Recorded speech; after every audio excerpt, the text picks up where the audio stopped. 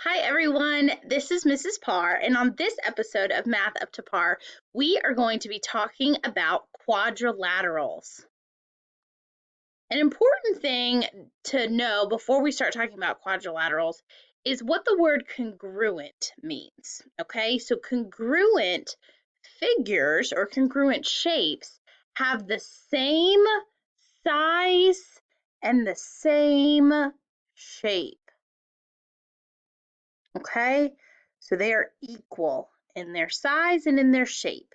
If we're talking about congruent sides, like one side of a rectangle compared to another side of a rectangle, the congruent sides are the same length. They are equal. If we're talking about congruent angles as well, that means that they are equal to each other. All right, quadrilaterals are polygons with 4 sides, and that is what we are talking about today. Polygons are types of shapes. They are closed, so no part of them can be open. They can't have any curved sides. They have to be straight, and they have to have at least 3 straight sides. So a triangle is a polygon, a hexagon is a polygon, an octagon, a decagon, but also a quadrilateral. And a quadrilateral has 4 sides. There are lots of different types of quadrilaterals, and those are what we are talking about today. So let's look at these definitions, these properties of quadrilaterals, and then let's define them, let's name them, and then let's take some of these pictures and represent them. Okay, so this shape has opposite sides congruent and opposite sides parallel. This shape is a parallelogram. So I am going to type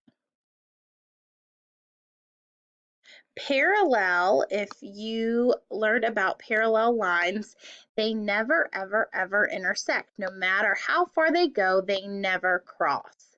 Okay, so if you look at the top side right here and the bottom side, those two run parallel to each other. If you look at the left side and the right side, those lines run parallel to each other. See, when I extend them really, really far, they never, ever, ever intersect. So that's why they're called parallel lines. See my top and my bottom, they go on and on forever. Okay? So let's look at our next one. So this one has 4 right angles. A right angle is an L-shaped angle. It looks like this. It can be facing any direction, but it's the sharp corner. And my drawings aren't perfectly to scale, but those are right angles. So this shape right here and this shape right here both have right angles, and there's 4 of them, okay? The opposite sides are congruent. So the top is opposite from the bottom, and the left is opposite from the right. So congruent means equal, right? Sides being the same length. The length here is the same as the length right here. Okay, and the opposite sides are parallel. This is parallel to this, and the same thing with the left side and the right side.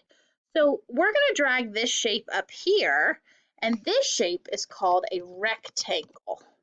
Okay, so we are going to define this shape as a rectangle.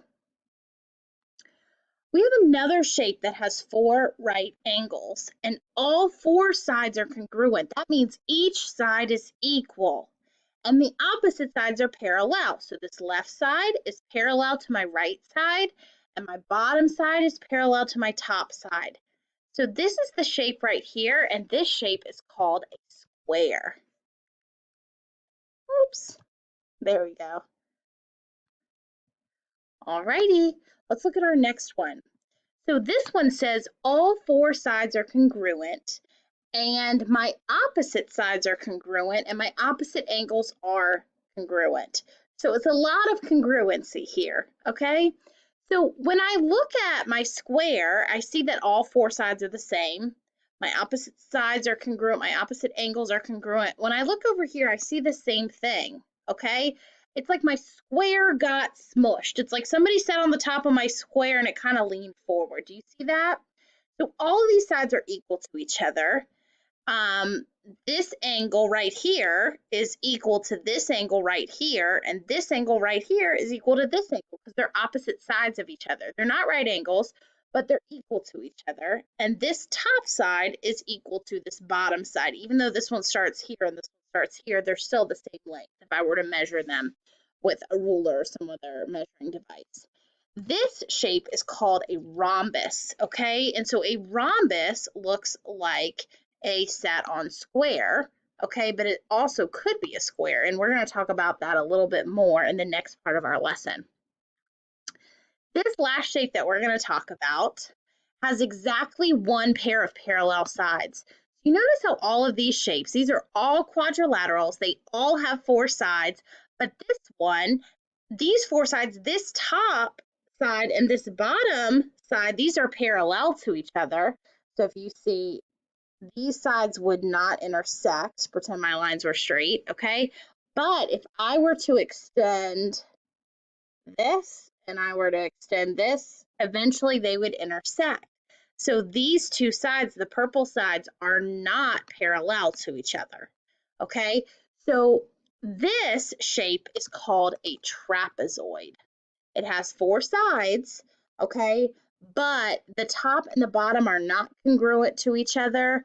The sides could be congruent, so it could look like that, or you could end up with a shape like this, okay, with a diagonal side right here. So a trapezoid could also look like this shape right here, pretending this was correctly drawn, okay? So these are all of our quadrilaterals, okay? They all have four sides, and some of these properties overlap. So we're going to see on our next part of our lesson, on our next slide, how some quadrilaterals can be categorized or put in categories with more than one name. So some shapes have more than one name. So let's look at that.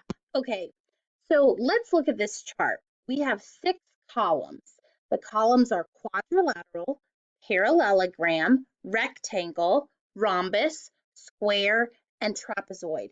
What we are going to do is we are going to take these shapes and we're going to classify them into their different categories. So quadrilateral means a four-sided shape. Which of these shapes over here have four sides? All of them do.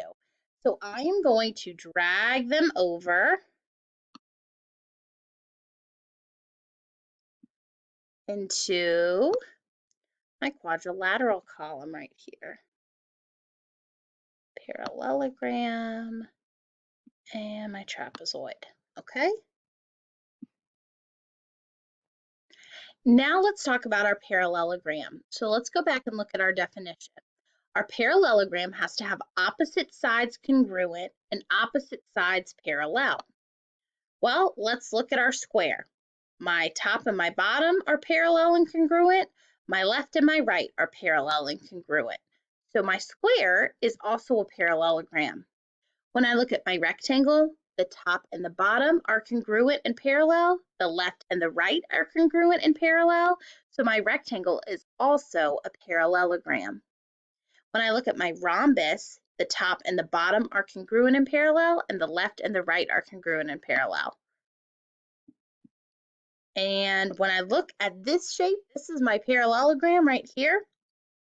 It has my top and my bottom parallel and congruent, and my left and my right parallel and congruent. All right, next up, let's talk about our rectangle. So let's look back at our definition of our rectangle. It has to have four right angles, it has to have opposite sides congruent, and it has to have opposite sides parallel. So if we look at our shapes over here, I see four right angles in this shape and in this shape, okay? The opposite sides on this one are parallel and congruent on the left and the right and the top and the bottom, and the same thing for this yellow shape right here. The top and the bottom are parallel and congruent, and the left and the right are parallel and congruent. So both of these shapes are rectangles. Let's talk about a rhombus. Okay, let's go back and let's look at our definition of a rhombus. All four sides are congruent, the opposite sides are congruent, and the opposite angles are congruent. So of these shapes, all four of the sides have to be the same length.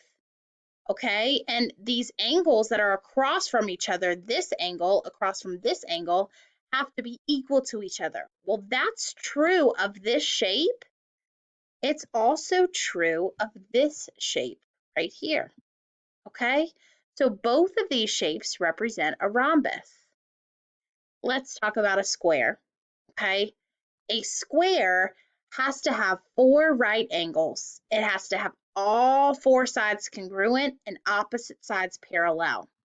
Well, when we're looking at four right angles, we only have this orange shape and this yellow shape that have four right angles. And my square tells me that all four sides have to be the same length. They have to be congruent. So this one wouldn't fit into that. So the only shape that fits the definition of a square is this shape right here. Now let's look at our trapezoid. It says it has exactly one pair of parallel sides. It doesn't mean it has to have at least one pair. It only has one pair of parallel sides. That means one of the pairs of the sides will intersect.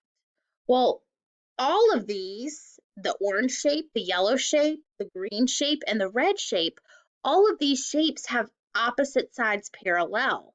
The only shape that doesn't is this blue shape because the top and the bottom are parallel, but the left side and the right side could intersect each other. So this shape is called a trapezoid.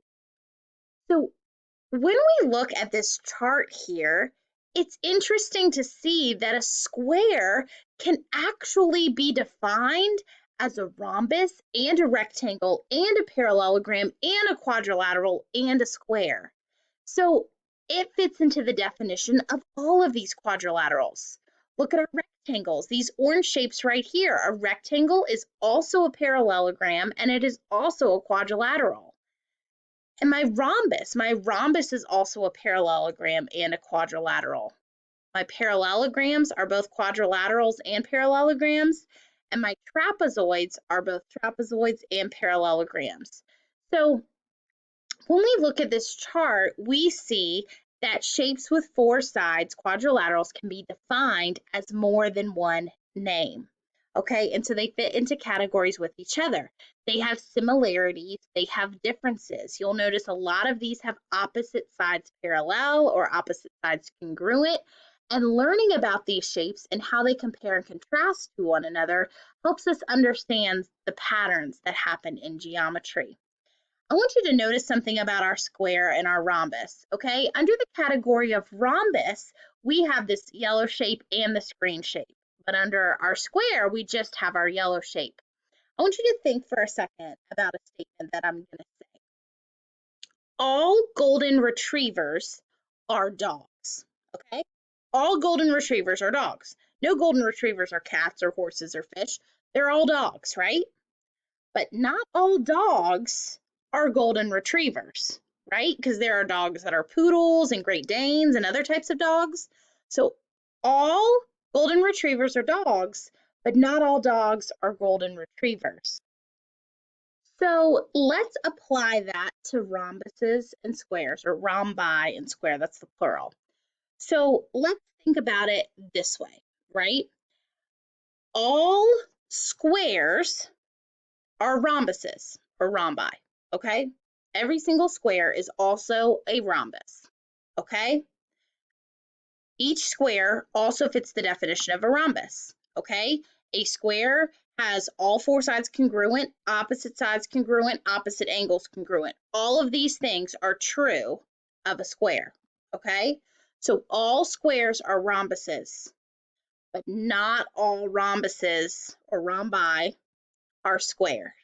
Okay? A rhombus is not necessarily a square, okay? All golden retrievers are dogs, but not all the dogs are golden retrievers. I know that sounds a little bit silly, but that's how I remember it, okay? This rhombus doesn't have right angles, so it can't fit into the definition of a square, but this square fits the definition of a rhombus if you go back and look here, okay? All right, guys, I really enjoyed learning about quadrilaterals with you. So thanks for listening and happy practicing.